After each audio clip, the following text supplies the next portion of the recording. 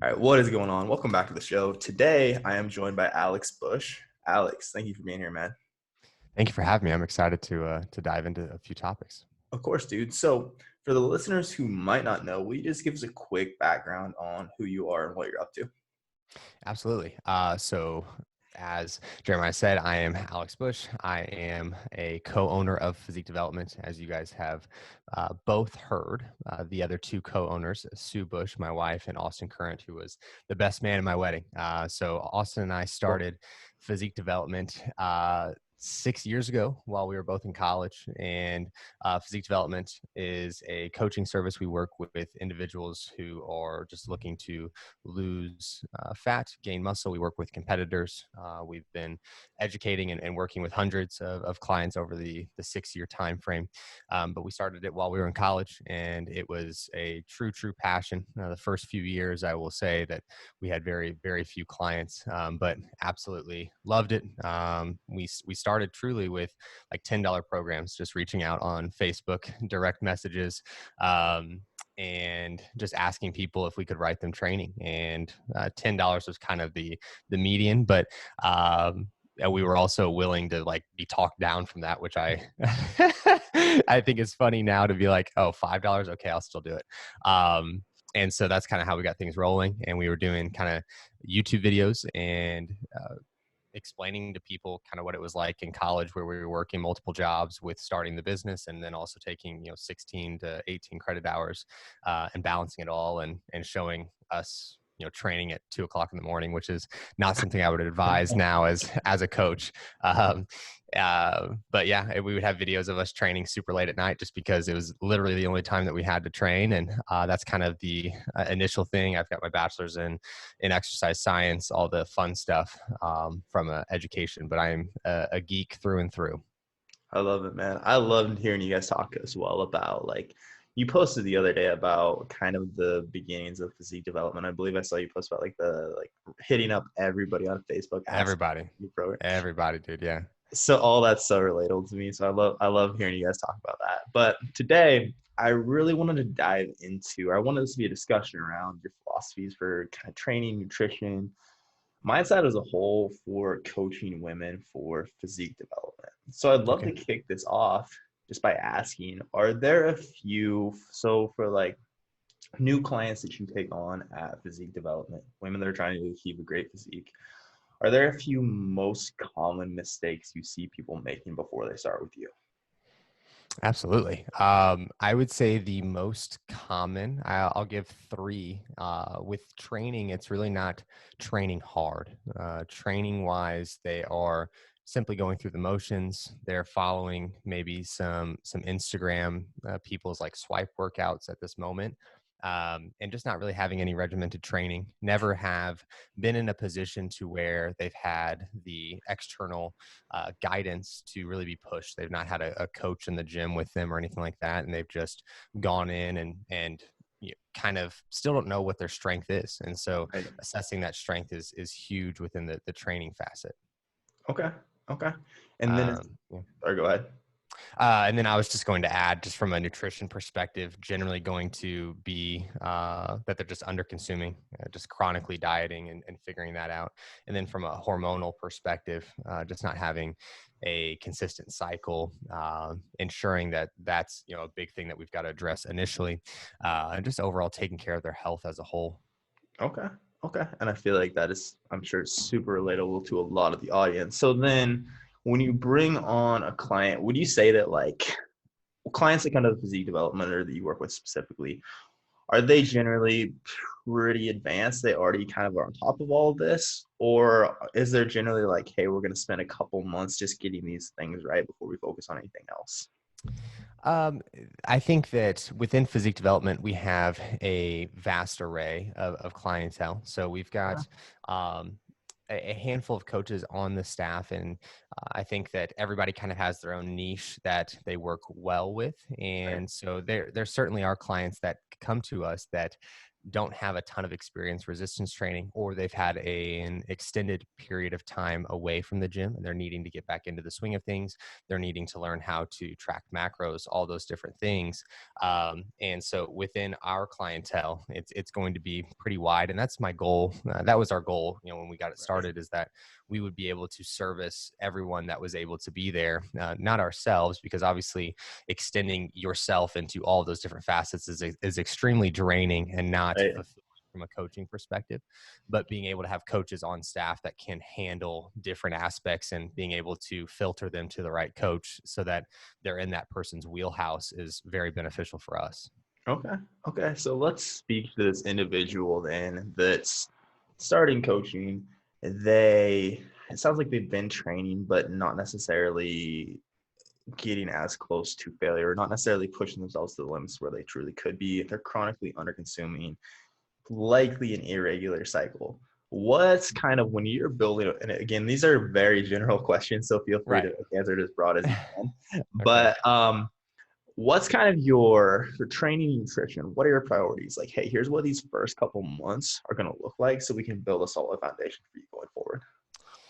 Yeah. So when a client comes with a handful of what would be considered issues, if you will, I'm going to pinpoint specifically one, because if I go in and I'm like, okay, we're going to fix everything, there's a complete overhaul, the likelihood of adherence is extremely low, as well Right. as the client is just going to be kind of starstruck and being like, I don't really know about all this. And so letting them kind of have, let's say that they just like love Orange Theory, like that's their thing. And they want to keep up with that. Then we've got to fuel them for that type of training as much as we can, as much as I Right. want to get them out of Orange Theory and into some true resistance training.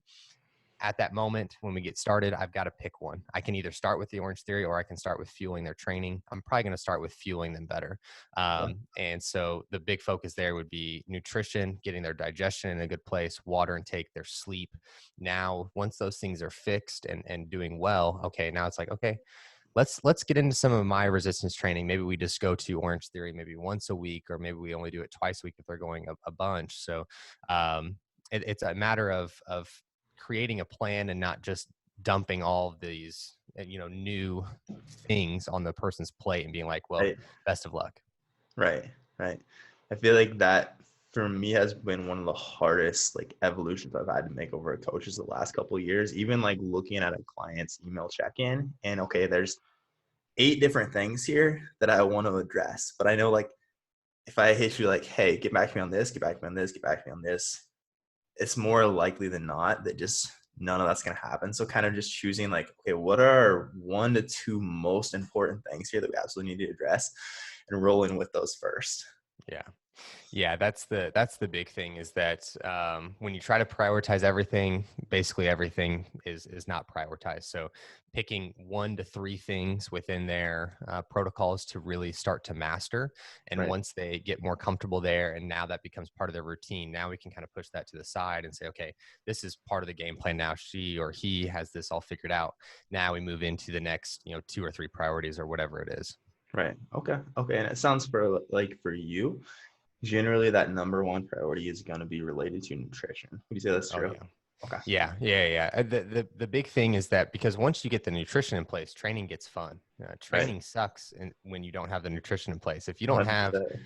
if you don't have the nutrition in place, you don't have the sleep in place, you don't have the stress mitigation in place, training, it just isn't as fun. And Right. so, and you don't see as rapid of progress, especially when you're programming properly. So that's the biggest thing, is that if you put the best training program in front of them, but they can't digest any of the food that they're having, they're under eating, like that training is just not going to work as well as it could. So you get all those other things in place and training gets super fun. Perfect. Perfect. I love it, man. I couldn't agree more. So let's dive into nutrition a bit more then. So, are there any special physiological considerations you're taking into account when you're designing a nutrition protocol for like a female athlete versus a male? The difference there would be just being able to handle probably a little bit more fat intake. So when we're looking at sex hormone production and some of the lipid soluble vitamins and things of that nature that we need for thyroid function, as well as um, sex hormone production as a whole. I think that that's the big focus, and many women are going to be under consuming fats. And so for Right. on the general terms, what we would see is if somebody was eating very low calories, they may have some where they're eating maybe that caloric intake for 4 or 5 days, and then they probably have 2 or 3 days where they're just over consuming or they're just not tracking. And Right. so those days they're having a higher fat intake, but they're not necessarily tracking it. So getting them on a continuous intake and then also having that higher fat allotment can be helpful as we're trying to regulate menstrual cycle or anything like that. So that would be the biggest consideration, and just finding a protein set point that's going to allow for their recovery to be maximized, as well as sit well with their digestion. Because with women specifically, like with some of our girls, I can really push up protein. I enjoy having them have protein if digestion's in place, just for the sheer Right. fact of satiation and overall recovery. But some athletes just physically, from a digestive perspective, don't handle the protein as well. So being able to put things into place, trial and error, and adherence over that time, and making adjustments according to what the feedback is from week to week is important. Okay. Okay. Perfect. So as far as that fat intake goes, is there kind of a floor? Like, for example, you'll often hear the number 0.3 grams per pound of body weight around there. Is there kind of like a minimum threshold, so to speak, of fat you like to get your female athletes like in this situation too? The minimum threshold I would say is around 40 grams would be kind of the minimum. Now, is that going to vary? Of course, as there's going to be athletes who are just significantly smaller, like individuals Right. who are under 100 pounds or something like that, Right. or under 5 foot. There's going to be situations where that's going to obviously vary, but that would be kind of the minimum threshold on that front. Of course, I like to push it to more of um, like 30 to between 30 and 40% of their total caloric intake would be kind of the middle ground, if you will, Okay. of I think seeing the most optimal functionality within their maintenance or into a surplus of calories to improve hormonal function as a whole. Okay. Okay.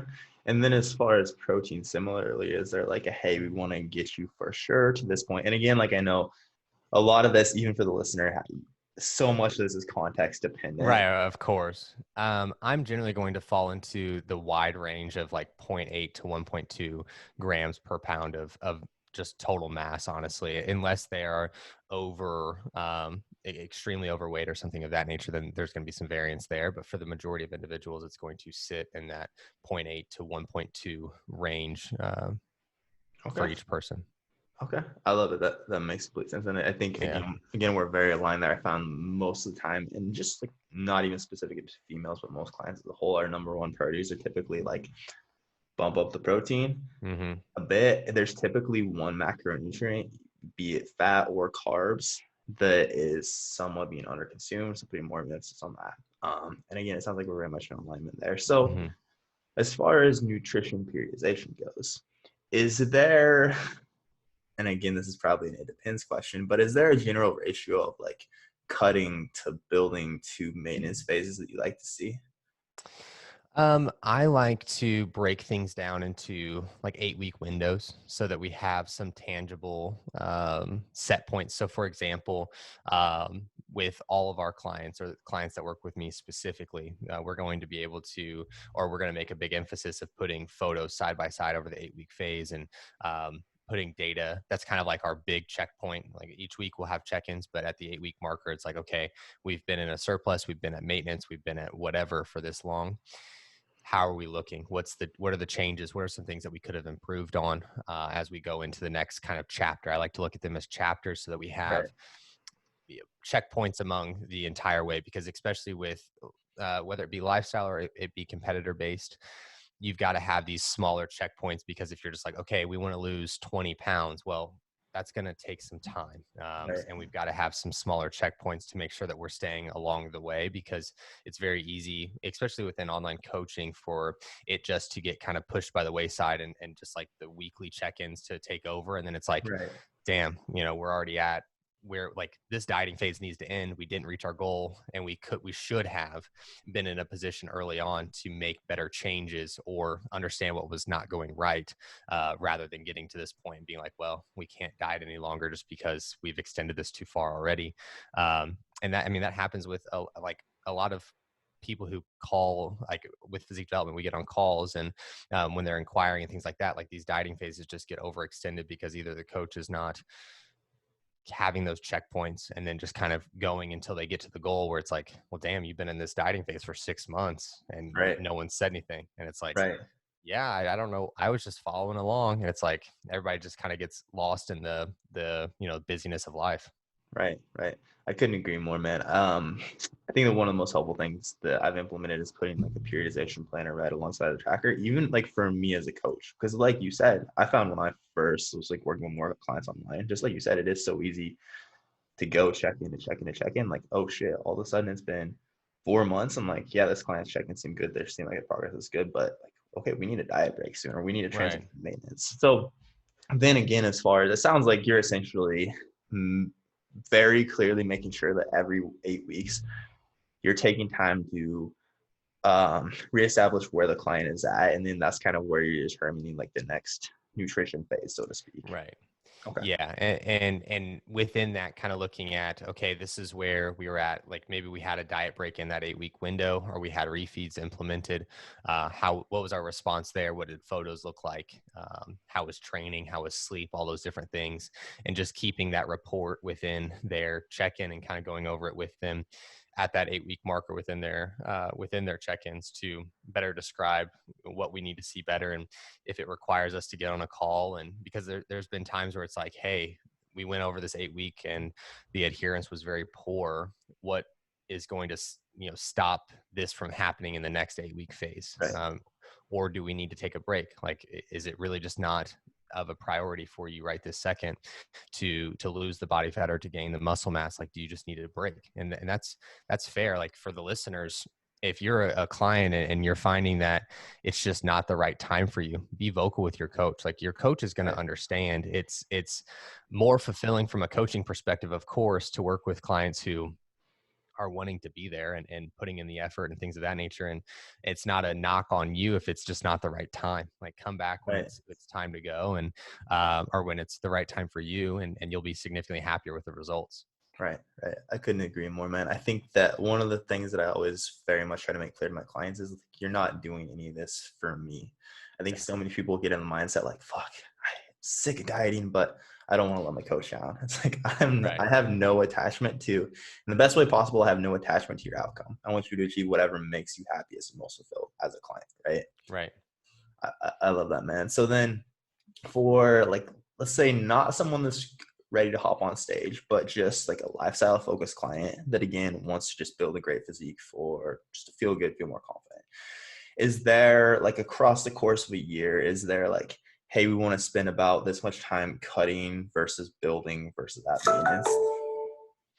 That's a good question. And so with that, I like to kind of map out what's going on with them in terms of, do you have any weddings coming up? Do you have any vacations? Like, how can we best structure this to facilitate towards your life, Right, rather than just being like, okay, we're going to be in this dieting phase for 8 weeks. Well, I've got, a wedding at week 3, and then I've also got to be in a wedding at week 7. And then we also have a vacation. So it's like, well, this is a horrible time for us to try to diet. And right, so more so maneuvering around their lifestyle and what's going to be best for them right, is going to be the biggest thing. So getting on calls, like I'm just a big call person in general. Calls and having open dialogue is huge.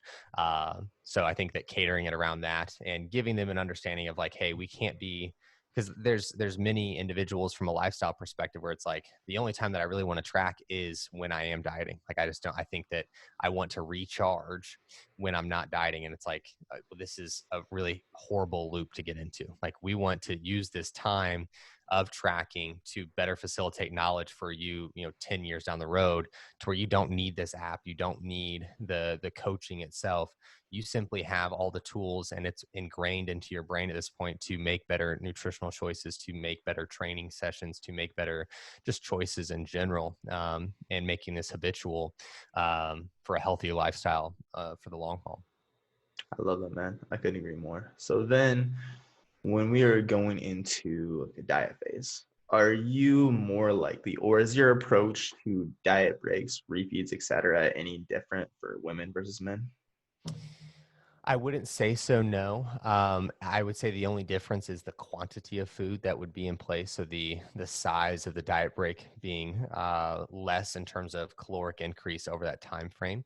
Um, and also just taking the data points from week to, or I'm sorry, like refeed to refeed, or from diet break to diet break, and understanding what the response was within their training, within their sleep, being very, very attentive to the biofeedback itself. And so if I was to put numbers on it, I would say that the diet break or the refeed being 48 hours or 72 hours, whatever it would be, being Mhm. between like the diet break being closer to like 200 to 300 calorie increases over that time frame, whether I'm taking that away from cardio or I'm adding that in through food, both of those being my two drivers there.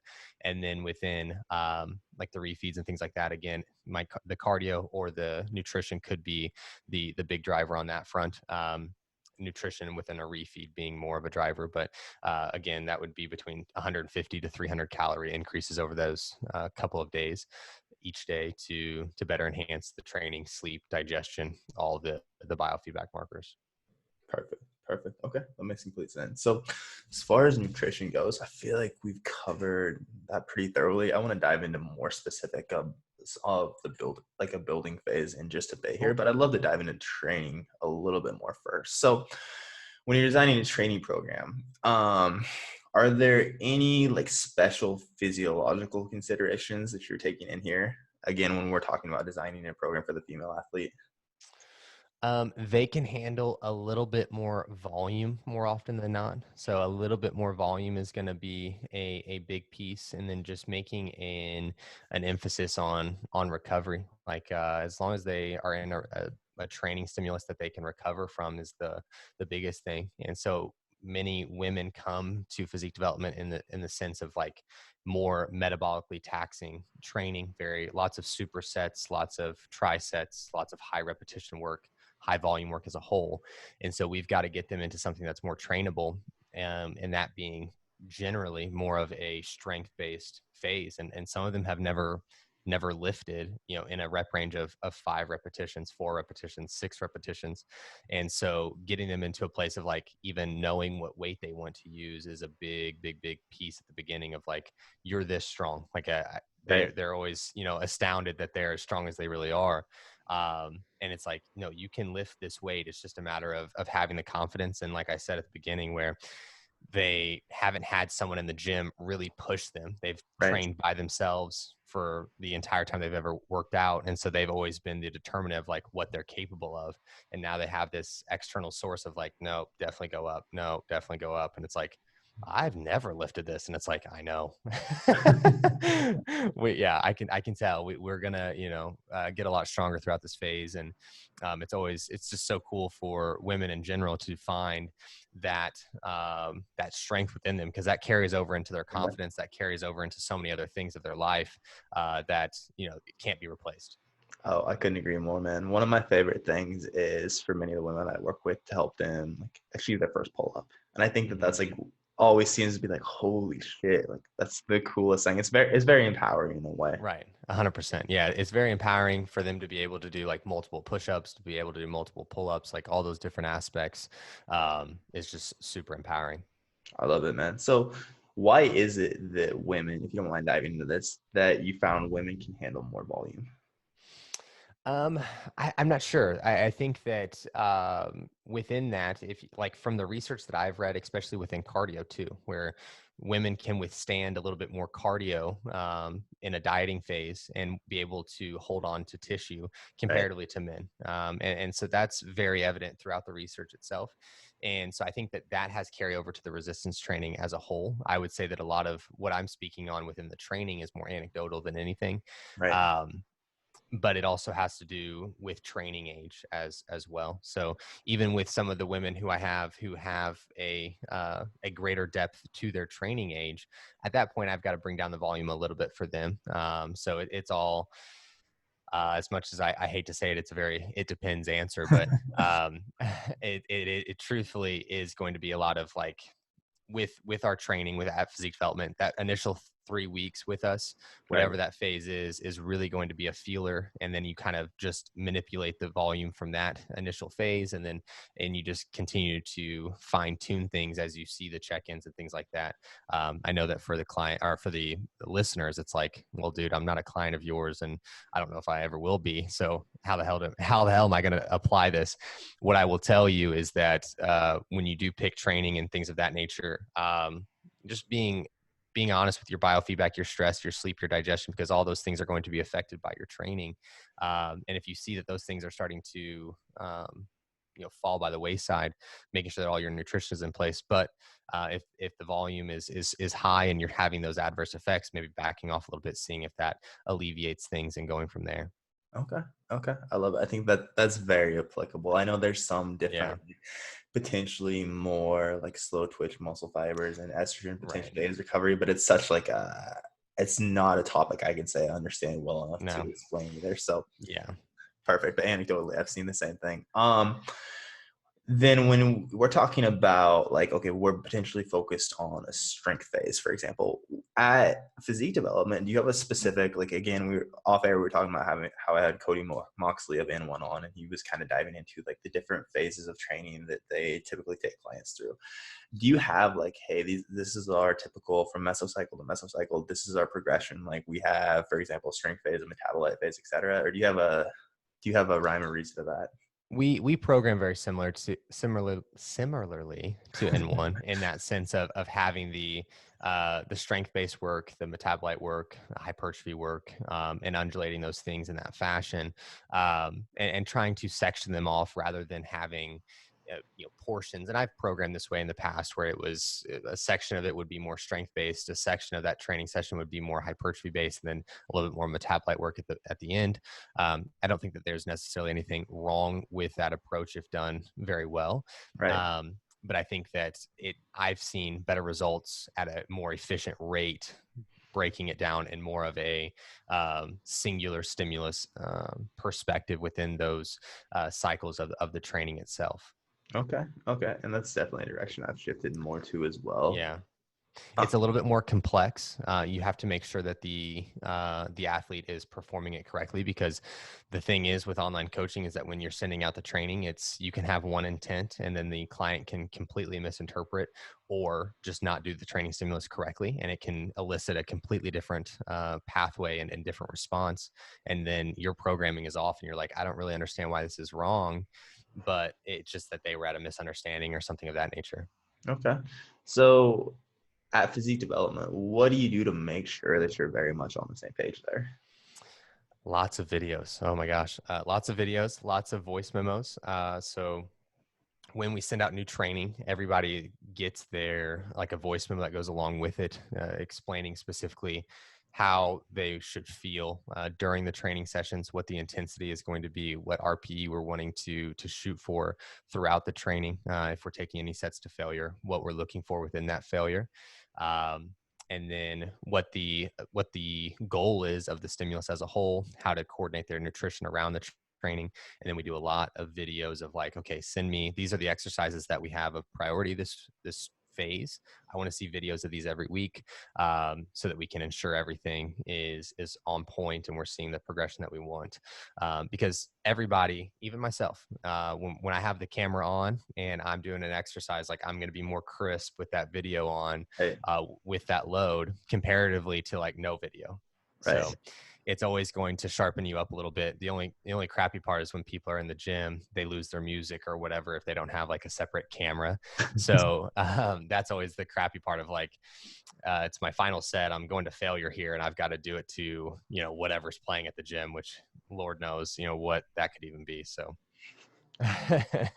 I videos again, especially I would say over the last 6 months, something we've been implementing a lot more heavily as well. And like for me personally, like when I started working with my newest coach, the dude who's coaching me, Steve Hall, um, super heavy on videos, and I realized like, damn, this is the first time in probably 2 years, if not longer, that I've actually like seen myself perform a dumbbell row, for example. And this doesn't look nearly as good as I thought it did. Right. And similarly for clients, we found that extremely helpful. I think it's something that's like, it's so simple, but that's truly where so much of like the intent and the actual results of like whatever your mesocycle comes from. Yeah, 100%. And it gives you that tangible data of like, I am progressing or I'm not. And you have a lot more points to look at comparatively to being like, well, with the dumbbell row, for example, I didn't go up in weight. But when you look at the photo or the videos side by side, you're like, oh, my execution improved, my control of this improved, whatever it is. Right, right. No, I love that. Couldn't agree more. So from there, since it sounds like the strength phase is typically, and I'm not gonna make you like dive into all these You're different okay. phases, but the strength phase specifically, are there some general like just general guidelines like, hey, how do we structure this? Because it sounds like in your experience, and I would agree, that's probably what most newer women to this are missing.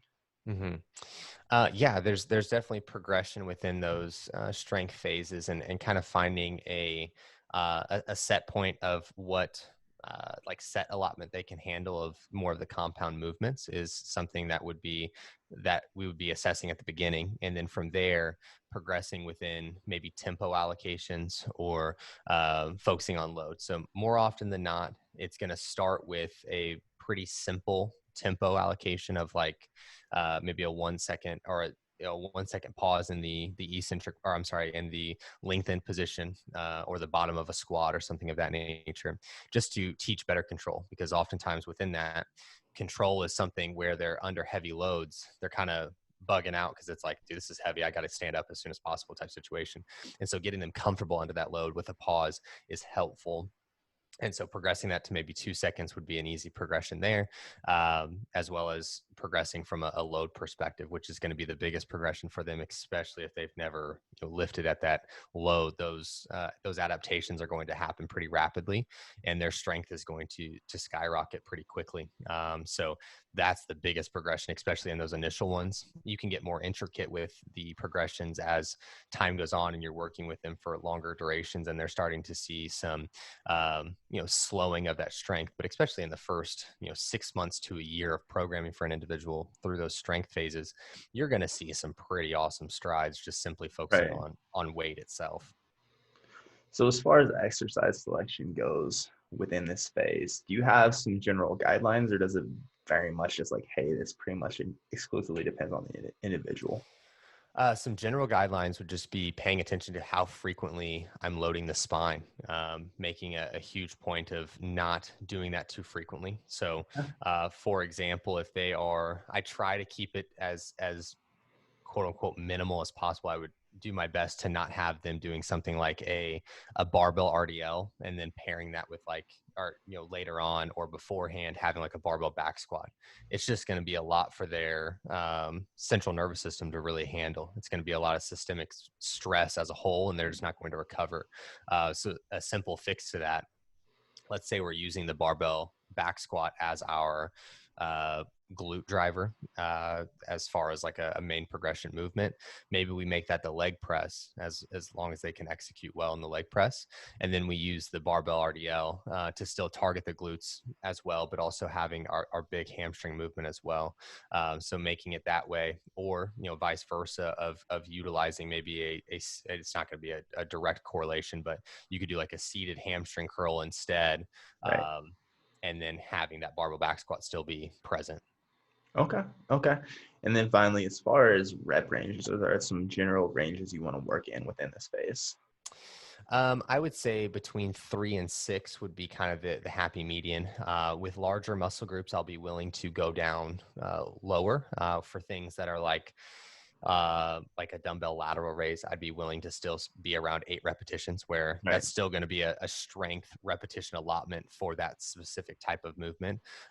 So like smaller muscle groups, I'll be willing to go all the way up to 8. For larger muscle groups, it'd be between 3 and 6. I'm not Okay. going to have you do 3 reps of a lateral raise probably. Hit your 3 rep max there. Um, so finally, I want to dive into like building phases specifically here, just because I love talking about Absolutely. this topic for both women and men. I found that like a phase really devoted to just feeding your body more, focusing on getting stronger, building muscles, the thing that most people who haven't been able to achieve the physique they want are missing.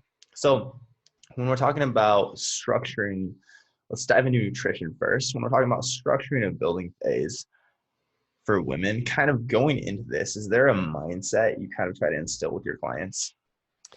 Yeah, certainly.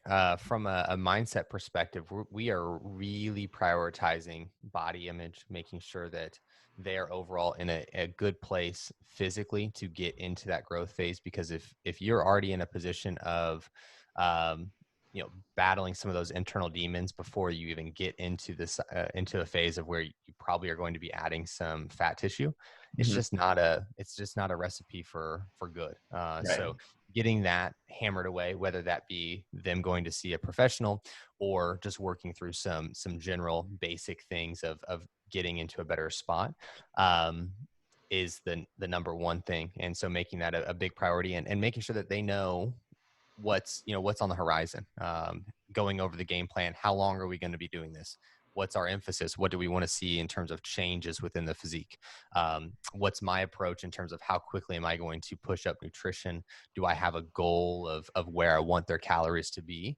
And just giving them more insight is going to put them in a better position. And as long as they're at an understanding, and you're not just like blindly pushing forward and pushing up calories and being like, well, dude, I don't know if I want to eat all that food, or I don't know if I, want to keep making these big jumps. That's just, poor planning on the coach's end, if that's the case. Okay. Okay. And then is there a specific rate of gain that you're usually looking for in the building phase? Oh, this varies for sure. In terms of gain from a scale perspective, I'm going to keep it fairly minimal. I'm not going to make a huge push, especially within the females. This is one where it does vary quite a bit. Where with Yeah. males, we can see the scale trend up quite quickly, and still be okay. From a research perspective, within what I've seen within males, is that it's going to be under like 20% of total body fat, being still a good range to put on muscle tissue. I like it being closer to about 12 to 13%, Okay. for men specifically, just to, one, again, body image, mental health as a whole. You're going to feel a lot better at 12 to Right. 13 than you do at 20. And then with women specifically, from a percentage perspective, it's hard to tell just because they're all going to store so differently. Um, but I think that keeping it on the more minimal side, again, is going to keep everyone in a good headspace and allow for them to have better training sessions as a whole. So I'm going to be really playing more so to less of how is the scale trending, but more of where's the biofeedback, how are physique photos looking, and then from there, pushing forward from a training perspective. Because when we're in hypertrophy phases and we're really pushing a lot of tension and those micro tears being very high, inflammation running a little high, we're gonna see some of those surges in the scale, which is going to teeter, as we come out and we deload and things of that nature. That inflammation is going to fall, and then we'll get right back into it. So scale readings are interesting in a growth phase, just because of the hard push that you're doing with training. Right. Okay. Okay. So then what are the biggest, like, as you know, I'm sure many of listeners know, like it's much different being in a building phase as opposed to a fat loss phase. Where a fat loss phase, we can almost literally see your body changing every week. Hmm. Building phase, we can go weeks and weeks and weeks, and it's like, hey, from last week to this week, I really don't see very much difference. So what are the kind of the metrics that you're honing in on with your clients to ensure that they're making progress? Yeah. So in a building phase, we're going to make a huge point of training execution as well as load. So making a huge point to whatever movements they are wanting to improve upon being a big emphasis. And then we have life goals. I try to put in a lot of just general life things that are going to transpire, whether that be a goal of like reading X amount of books per month, um, getting into a course that they've been, pushing off, or just anything that's been brought up within their check-in that is going to further enhance their overall life and well-being. Right. We make that a big priority too. So it's like training that and really focusing on just feeling good, sleep, being big drivers. So focusing very heavily on the biofeedback, life stuff, training, so that they're not just solely looking at the scale, looking at photos and being like, dude, we've been pushing hard for about 2 weeks here and I don't see anything. And it's like, it's only been 2 weeks. So it's like, we've got to have other things to focus on in that time frame to see success. And so, and then still using that 8-week marker to better evaluate, okay, how are physique photos looking? Because between those 8 weeks, we should see some, some shift, whether that be like sarcoplasmic and just fullness, or we're really seeing some density added to that tissue. One or the other is going to have to be transpiring at that point. And if neither of those are happening by 8 weeks, like, you've really got to reassess what your game plan is, or if they're just not executing well, or, whatever it is. Okay. Okay. I love that as far as focusing on other aspects of your life as well. And outside of just training and nutrition, like adding these other things to your life. Because again, you have so much more energy, almost like more mental power to be able to focus on Exactly. all these other parts of your life. Whereas, especially if you're getting super lean, it's hard to focus on very much else outside of it. Right. Yeah, it's tough. I mean, it's always tough. And so, and it's even more of a marathon in terms of going through this growth phase. And it's not necessarily something that, it's not glamorous. It's certainly not always what you want to share on Instagram by any stretch Right. of imagination. And so that's always tough for people who have always been maybe chronically in a dieting phase, or generally leaner, and they share their story on Instagram, and they get, love for that leaner self. And then to go on the flip side and then carry more body fat, or not be in a position where they can, share as easily as they had in the past, is quite the shift mentally. And so just being prepared for that and kind of navigating through that with the client is important. Okay. Okay. I couldn't agree more. And then is there typically a minimum length? I know, again, you said you typically implement like 8-week blocks. Is there typically a Mhm. minimum length like you'll push someone to be in a growth phase like this? Yeah, I would say the minimum is going to be between 3 and 4 months as like the true minimum. I would love for it to be closer to like the 5 or 6 month range, with maybe some mini cuts implemented if necessary, if we start to see too much body fat being present, or if we see just insulin sensitivity going off the rails or something of that nature. Being very cognizant with that. And also within those growth phases, I'm generally addressing any of the hormonal shifts that we would see. So blood work is huge within our clients. And so anything that would be off from that blood work before us getting into the growth phase, if you will, is going to be something that I address as well. And if some of the listeners may be like, well, if something's wrong with them hormonally, why are you pushing them into a growth phase? And fair. But I will say that generally, like with everybody, there's always going to be something that can be improved from a Right. sex hormone production, or thyroid production, or thyroid function, I should say, anything. And so those little things can be addressed simultaneously, and generally are going to be elevated within, or should be potentially elevated within those growth phases anyway. Okay. Okay. Perfect. I love it. I think that all this has been very applicable. The last question I wanted to ask you was a bit more mindset related. I know we already touched on mindset specific to the building phase, but as a whole, are there any specific mindset principles that you at Physique Development really try to instill in your clients? Yeah, from a mindset perspective, I think that just being overall capable of what they want to achieve is huge. I think that many people get a little scared by the goals that they have, and so giving them the tools and giving them kind of that permission, if you will, to believe in those goals and to be able to really chase these almost outlandish, if to them they may feel outlandish, but the reality is that the goals that the clients come to us with are very attainable, provided that the timetable is correct, and things of that nature. Like, I have full confidence that the plan that I'm going to put into place, or any of the coaches at Physique Development put into place, are going to be able to achieve whatever that goal is. um, so I think being capable, and just overall just working hard, and utilizing uh, training and those aspects to enhance their life as a whole. That's big for me, is that many people come to us and it's the diet, the training is all taking away from their life. They feel Right. as though it's this big burden, and getting them out of this place where it's like, dude, we can still enjoy life. You can still go on your date nights. You can still have time out with your friends and have these goals that you have within your fitness. Like, it's not one or the other. And I think that that thought process is moving with the times. Like, I think that majority of people are on that same wave of like, this is all very doable. It doesn't have to be one or the other. And that's, from a mindset perspective, something that we really drive home with clients as a whole. I love it, man. Such a good podcast. So much helpful information. I love the mindset perspective you shared there as well. Before I let you go, I know you got the iPhone launch to get to. We just tell everyone where they can find you and anything at all you would like to plug. Yeah. So you can find me on Instagram at Alex Bush, BUSH __. You can find Physique Development on Instagram as well at Physique Development _. And then we have our website at just physiquedevelopment.com. You can find all of our articles and client testimonials, all the fun stuff, inquire for coaching there.